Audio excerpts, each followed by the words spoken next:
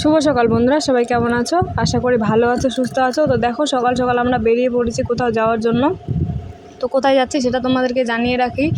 যাচ্ছি হচ্ছে ভাইকে নিয়ে হসপিটালে, কারণ শরীর খুবই অসুস্থ হয়ে গেছিলো। আর এদিকে দেখো বেরিয়েছি আমরা, আর প্রচণ্ড মেঘ লেগে গেছে, একদম চারিদিকে মেঘ, বৃষ্টি আসবে হয়তো এক্ষুনি, সেই জন্য। তো আমরা যাচ্ছি এখন হসপিটালে, কুশমন্ডি হসপিটাল আছে, তো সেখানেই ভর্তি করব। আর দেখো চারিদিকের পরিবেশটা কত সুন্দর লাগছে, একদম সবুজে সবুজ চারিদিকটা। তারপর সেখান থেকে এসে এই যে আমরা গাড়ি নিয়ে নিয়েছি, আমাদের গাড়ি, মানে আসার সময় টোটোতে আসলাম সেখানে আমাদের রাস্তায়, আর এদিকে এসে আমাদের গাড়িটা ড্রাইভার দিয়ে গেল। তো তারপরে ভাইকে স্যালাইন দিয়েছে এখানে।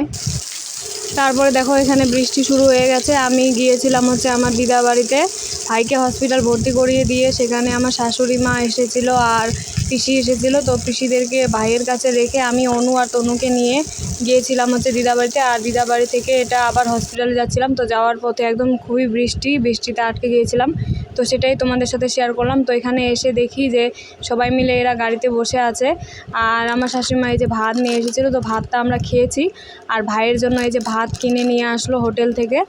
তো এটাই এখন আমি ভাইকে দিতে যাব হসপিটালের ভেতরে। এরা সবাই এখানে বসে আছে, গল্প করছে। তনুকে রেখে যাব, তনু কান্নাকাটি করছিল।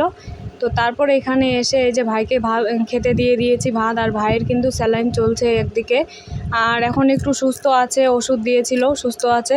তো দেখো এটা কিন্তু রাত হয়ে গেছে, মানে সন্ধ্যা লেগেছে কেবল।